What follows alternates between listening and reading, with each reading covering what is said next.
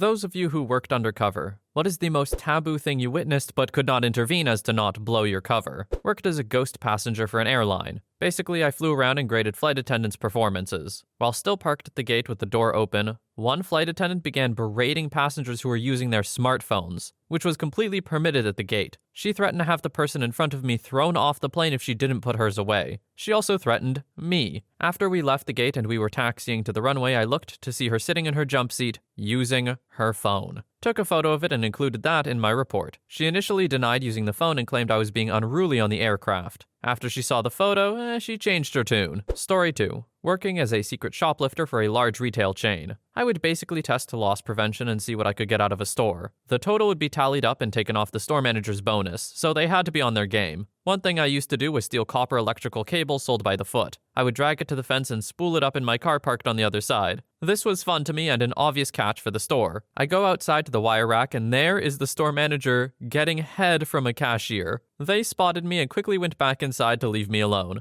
I then went ahead and spooled out the wire as planned. Not one, but the entire inventory, to the point where my car started to get lower under the weight. I went in and bought something and went to the cashier I saw with the SM. I asked her how long she had been there. She replied, "For a couple weeks now. It's just part-time until I go back to high school for my junior year." I then went back to the SM and identified myself and what I saw in private. The cashier was the daughter of a friend of his and is only 16. He was 37. I gave him 2 weeks to find another job or I would be back and blow it all up. He not only left in 1 week, but left the state entirely. Hindsight, I should have called the police, but I didn't. This was about 20 years ago. That is certainly, a taboo thing for sure. I don't know if I could have kept quiet with all that. And I mean, OP didn't actually have to here. They just made a bad decision, that's all. But I definitely would have said something sooner. 16? Yikes. Story 3. I do social engineering for financial institutions, banks, credit unions, etc. I went to a credit union in Texas where the entire place failed on a miserable basis for security. I walked in with a fake badge that stated I work for a made-up company and I was there for an inspection of the building. I was dressed in a polo and khaki pants with matching colors to my badge and walked into the front desk. The girl there was probably in college or just out of school. She immediately let me to the back room and I walked into offices and desks that were unoccupied but located in rooms with other employees. I walked up to empty computers in use and plugged USB drives in, huge no-no, and I began typing random things into computers and taking pictures of myself at the computers. Employees would literally look at me and go back to their jobs without thinking anything of a guy randomly taking selfies at their friend's work desk. Once I had been in every office, I went to the vice president's office and opened up her desk. I looked through her files to find people's personal information and found tons. I went into the file room and took personal loan documents off the shelf and took pictures of myself accessing them. When I was done, I walked to the person who had contracted my company and laid out all the information I had found and all the things I had done. The guy just sighed. This scenario happened a couple of different times. Most places fail somehow. Sometimes it's fun and interesting, and sometimes it's boring and there's nothing worth saying. Story 4. I worked as a secret shopper for a while in a small store. The most egregious thing I found were employees that would hide the inventory if they knew a sale was coming up. I would also go in and ask questions about what equipment I should use to test their general knowledge. Most failed, but they were young kids getting paid crap, so I felt bad squealing on them. I also forgot to add that I had to put up with being hit on by teenagers and creepy older guys. I just had to play along and see if they knew their stuff despite their terrible game. I would love to see the look on those guys' faces when they realize they hit on the secret shopper. You absolute fools. Hitting on customers in general is a bit weird, but the secret shopper, ooh,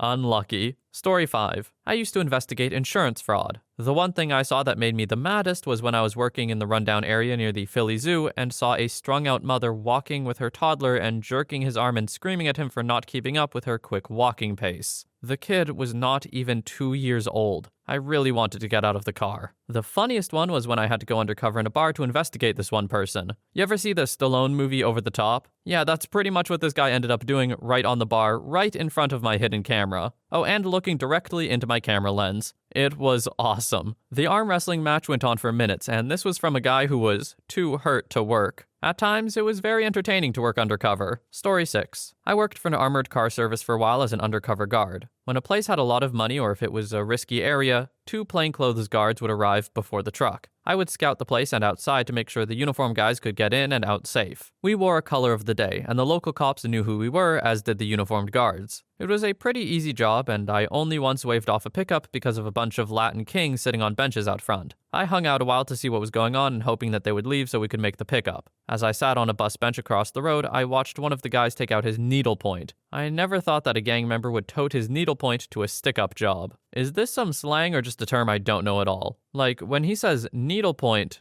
are we talking like an actual, needle for sewing? Or am I just misinterpreting entirely? Story 7. I'm a TV producer. I was working on a popular documentary a while ago. We were following a woman who is addicted to H and had resorted to escorting in order to make money to support her habits. One day, a friend of hers got thrown into jail. She decided she needed to work really hard to bail them out, so she called her friend who owned a crack house that he let girls like her turn tricks in at about $10 a pop. To answer OP's question, I witnessed this girl share needles with many people and watched as John after John came into the house and disappeared into the bedroom with her for a bit. I don't know about taboo, this is just kinda sad. Obviously, bad choices led up to this, but the circumstances just suck. Once you're in a hole like this, it's almost impossible to get out, so I feel for her, I do. Story 8. For the first part of my adult life, I was an intel officer in the Air Force. On the outside world, I'm like a 6, but for the military, I'm a solid 9. I'm also a pretty good talker and pretty outgoing. At my first duty station, I got invited to participate in a special DoD program where basically I was trained how to pick military guys up in a bar, ostensibly to see how well members of the armed forces were at keeping their mouths shut. My first few times going out were pretty non-eventful. I would get super dolled up, approach guys who had more than likely never been hit on in their entire lives, and spent an entire evening chatting them up to see what I could get them to tell. For the most part, all of them were pretty good at keeping their mouths shut. And really, the worst I ever heard was, "Captain so-and-so is such a jerk. Too bad he's cheating on his wife and his girlfriend." Very actionable intel if I had really been collecting on a unit or person. I think on one occasion I got a young officer to tell me some detailed parameters of some system or other which got him in serious trouble. Edit. What I got all the time were recall rosters. This was back in the day where most people were supposed to carry a paper recall roster on them at all times. And my specialty was asking for a guy's number but not having a pen, so on a dozen or more occasions I would get a cell phone pic or even have them give me the entire sheet. With that, I would have the entire unit structure along with phone numbers, sometimes home addresses and even wives' and kids' names. But to answer this specific question, I had PCS'd and thought I was done with the program. I got a call from JAG and NIS at a Navy base, and it turned out rather than my normal stuff of just seeing what I could get from random military people, they had someone they wanted me to approach specifically because they were building a wide-ranging case against him. All I was really supposed to do was go in with the much more experienced NIS agent and act dumb and cute, but take detailed mental notes and record what I could on my phone. But for whatever reason, this guy took an instant liking to me, and it was decided that I would be the primary. This guy was super creepy, and I really thought about seeing if I could get out of it, but the head agent did a really hard sell and got me to stay for at least a week. Mind you, I had never taken any of my relationships outside of a given bar or past one day or night. I really didn't want to go when he invited me to his house. I knew NIS would have a good tale and I would be safe, so I agreed. On the way there, he touched my leg repeatedly, tried to grab my breasts, reached over and smelled my hair. I was very relieved to get a text from the NIS guys saying they were right behind me and to be calm and stay in my role. When we got to his very typical suburban San Diego house, I was not shocked at all to see kids' bikes and toys around the house. Inside were loads of pictures with him and his family, which made him even more of a scumbag. I did good with everything and had no issues playing along, until he discovered the family dog had crapped on the floor and he proceeded to torture and abuse this poor dog like I've never seen. He was kicking it, grabbing it by the scruff of the neck and picking it up and throwing it against the wall. The dog lost several teeth and was bleeding all over the place and whimpering as if it were about to die. I lost it and threw up as best I could in his kitchen sink, but missed a little, and I was obviously concerned that he was going to start beating me as well. I wanted so bad to scream why I was there, but I composed myself as best I could and said I needed to go home, and this was too much for me. But just as creepy, he got a paper towel and very gently wiped my mouth for me. Still gives me shivers that those were the same hands that had just about unalived the poor dog.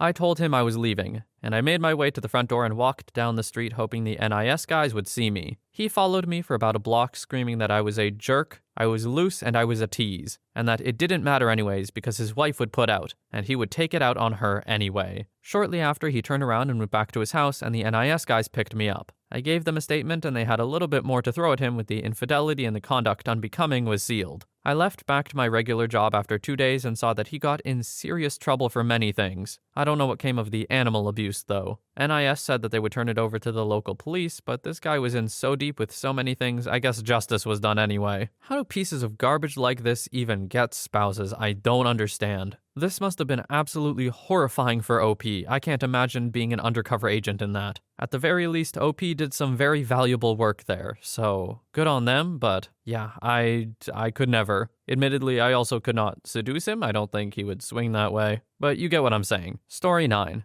I'm a private investigator contracted by government to check massage shops to see if they're soliciting. I usually get sent to shops which have had multiple complaints, and an investigation is in its final stages, and they just need evidence to support their case. So I go to one place and everything seems normal, except for being asked to strip bare for an oil massage. Eventually, I'm asked to flip over. Therapist, without asking, just starts rubbing some gel on my parts. At this point, I am obligated to refuse and finish the session. I ask her to stop, but halfway through the sentence, I am hit with the most intense pain. Turns out, she was new and was unaware that alcohol gel is not the same as massage oil. Long story short, manager was convicted of coercing staff on the basis of their visas being revoked if they didn't comply, and I had to stand in court and tell the events of that day. I thought OP was going to say, oh, they figured me out and that's what they did. But no, just an honest mistake happening to the right person, I guess. In context of the manager, I guess. I am definitely going to need a second to mentally recover from that one, though. That doesn't sound pleasant. Story 10. From 2007 through 2008, I worked on a smuggling interdiction task force. My team dealt with human trafficking. My job was all BS, and I regret that we couldn't really do anything to put a dent in the problem. I worked undercover in that I didn't wear a uniform or carry a badge, and my authority was civilian, so I only reported to LEAs. The most taboo thing that I witnessed that I was not allowed to do anything about was women, mothers, aunts, grandmothers, offering children for banging in exchange for cash. The truth of the matter is that, at least in Western society, the threshold of evidence required to hold women responsible for trafficking is not even in the same ballpark as men. The number of cases we had to tolerate sickens me. I don't know which we need to address first as a society, the rampant abuse or the gender bias that keeps it going. But truth be told, I met just as many women abusers as I did men. The biggest difference I could see is that women were more often offering out the under 12 demographic, whereas the males would be offering out the teens. I never saw one female prosecuted, but we were successful in moving a handful of kids to foster care. What kind of legal bureaucratic garbage goes on so that women can't get prosecuted for this? Like, how does this even happen?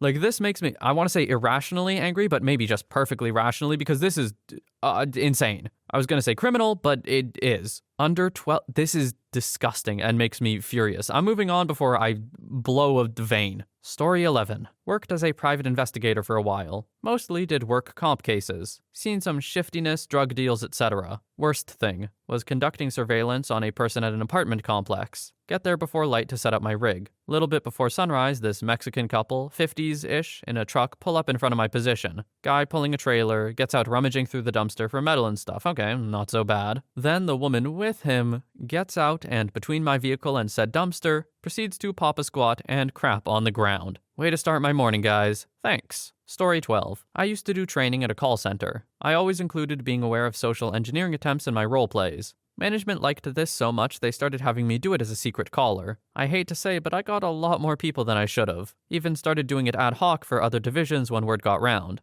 Worst was an agent who I'm not really sure if she just didn't care or was just overly helpful and didn't think twice, but man, I could have stolen 3 to 4 people's identities if I was actually running a scam. Story 13. I used to work for furniture showroom stores that sold out of catalogs. I ran 2 stores and helped others. One of my jobs was to go to other stores and pretend to be a customer. Most of the scenarios involved various selling points, product knowledge, and upsells. I had to get a written estimate as proof, but also I checked store security, the condition of the store, and so on. Worst was I entered a store and there was no one there. It was during open hours, but the entire showroom was vacant. So I wandered into the back room, I changed a few things around, and I went to the till. I put a note on the back of my business card that I had been in their till. After about half an hour, I left. I would have locked up the store if I had the key. I called the manager and let her know, and she got in her car immediately and drove to the store. There were employees in there by the time she got there, but she checked under the till and saw my business card. She spoke to the employees who said that they were there the whole time, but were at a loss to explain the business card and the stuff in the back room that I had messed up. I think she fired her staff on the spot. I can't remember what happened after that.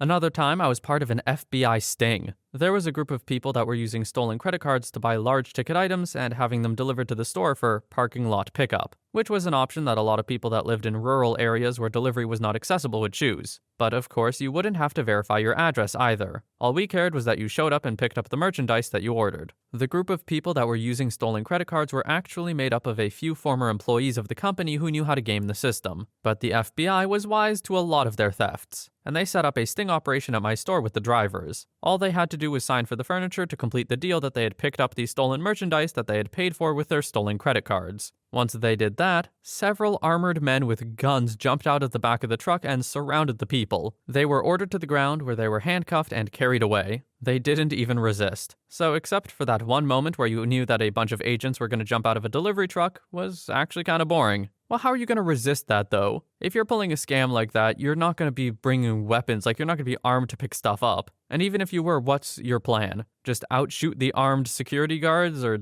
whatever they were? Agents? FBI agents? Yeah, I don't think so. Catching a felony charge for committing identity fraud and theft? That's one thing. Catching a felony charge for shooting a federal agent? That's another. Story 14. I was working a detail a few years back in the Parks District of our county. We've had complaints and issues with men engaged in intimate activity in vehicles and restrooms. I volunteered to be a decoy with a wire to see if the issue was out of hand. I was hanging out in my vehicle and decided to go near the men's restroom for a bit. It wasn't long when a vehicle with out-of-county plates parked. An elderly gentleman driving. I kept my position at the restroom entrance when he walked up. I could tell he wasn't there to use the restroom. He chose the first stall and acted as if he had to urinate. And then I heard it. He was pleasuring himself pretty vigorously, and the sound was awful. He leaned back out of the stall to see if I was still there. I wanted to get the hell out. The look on his face, licking his lips with drool running down his chin. I'm not quite clear of the conversation, but he either finished or lost interest. As he was walking out of the restroom, he reached out and grabbed my twig and berries. I froze. I was shocked and didn't know what to do. My partners were in an enclosed garage watching and listening to the entire thing. After running the guy's information, it came back that the guy belonged to a diocese out of Dayton, Ohio, and the elderly male was the priest. I never volunteered for that stuff again.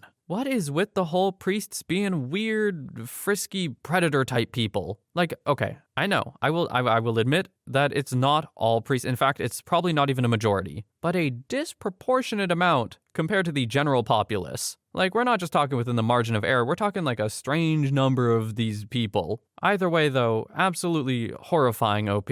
I would not know what to do in that situation either, and I would not like it. What an absolute weirdo. Anyway, I gotta admit, this thread had some way better stories than I expected. I hope you enjoyed them as much as I did, or hey, maybe even more. I also hope you have a wonderful day or night wherever you are, and I will see you in the next one.